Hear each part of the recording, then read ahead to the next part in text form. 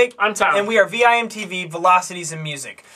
The best kept secret in music reviews. Today, as a result of our album riddle game, the winner of the previous album riddle selected an album for us to review. An album I've never heard of before. Neither had I. Yeah, it's a band called No Knife. They released an album in 1999 called Fire in the City of Automatons. And this is, these guys are an experimental indie rock that kind of fringes on a post-hardcore sound. And you can tell that this album, which you know, in the research that we did, is kind of, it was kind of an underground cult classic almost.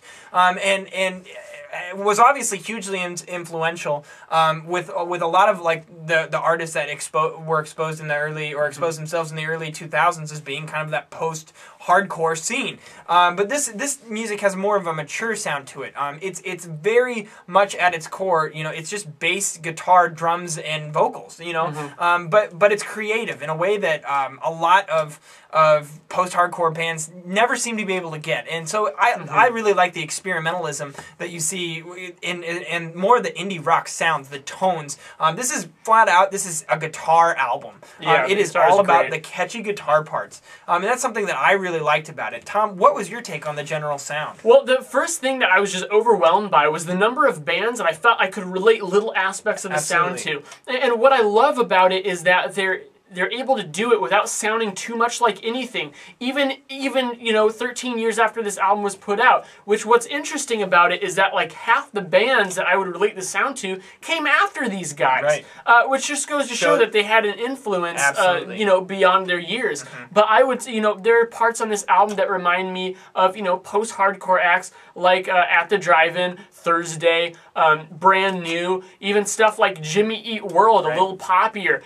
You know, going back then to like more of an indie sound like Built to Spill or Sunny Day Real Estate. I was just like, you know, little guitar lines or vocal hooks would just make me think of one or the other, but at the same time, I can't say that they sound too much like any of those bands. Except for Sunny Day Real Estate. Oh yeah, everything sounds like Sunny Day Real Estate. It's true. It's like the bread and butter of music. Exactly. I love that band. But these guys, they come together and they really have a good command of their sound, good focus. I mean, to me, this is just an album that does a lot of those simple things right. It's like beautifully simple for the most part. Like the reasons that it's good are straightforward, but there are good complexities in the songwriting, in the musicianship, the compositional elements and structures of these songs. So I just really enjoyed it overall. I don't know how better to say it than after that, just that I liked it. I dug the songwriting. That's a really good description. Now, I don't think I liked it quite as much as you, and there's one general reason I kind of came up with.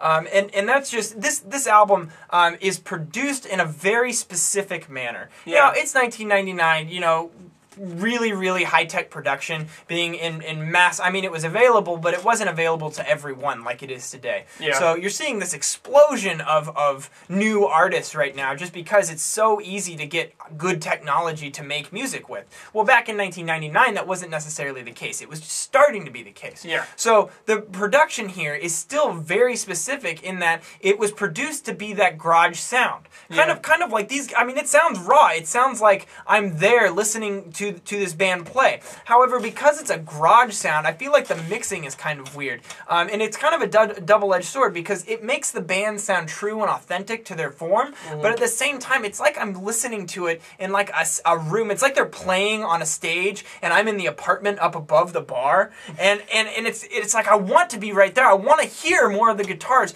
The vocals at times are really good and I want to hear more of them, and it's like I just didn't feel like it was produced in a way that really benefited the overall sound of the album. Not so much that it pulled away from the sound. It just wasn't because it was so specific towards that garage rock sound.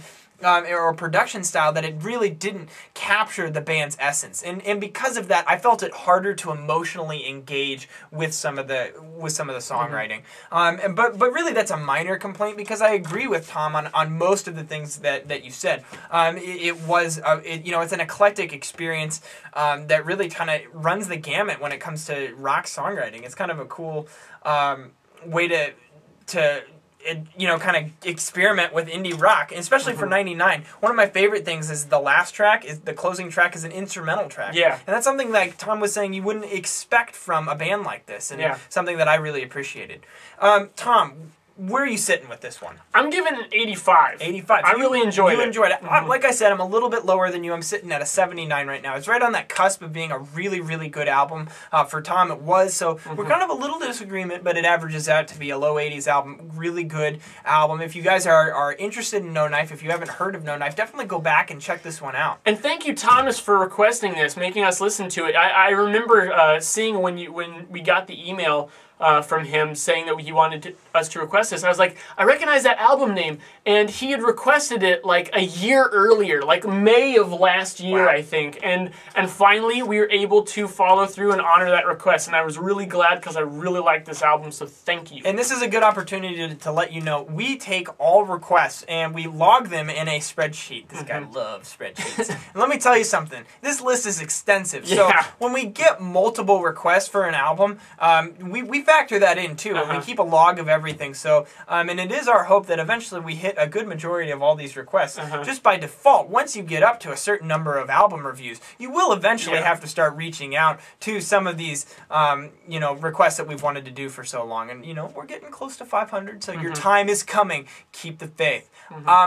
As always, leave us a comment at www.velocitiesinmusic.com or youtube.com/velocitiesinmusic. Follow us on Twitter, like us on Facebook. That's where we learn from you and you get to talk with us. I'm Jake. I'm Tom. And we are VIMTV, moving music critique forward. Till she took aim and struck me dead. So now I